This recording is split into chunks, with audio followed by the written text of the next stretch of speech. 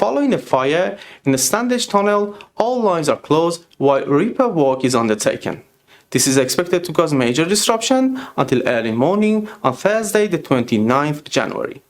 If you're traveling with Northern or Transparent Express between Huddersfield, Rochdale and Manchester Victoria, your train may be cancelled, delayed, revised or diverted via an alternative route.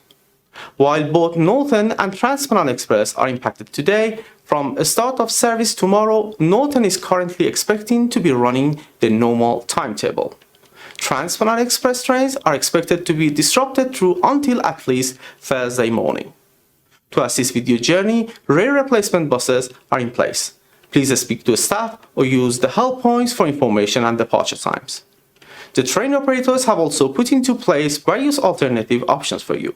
Both Northern and Transparent Express have arranged for you to use your ticket at no extra cost on alternative services. For more information about the routes you can use, please check the National Rail website. Additionally, Northern train ticket restrictions have also been lifted in the affected area, including advance and peak restrictions.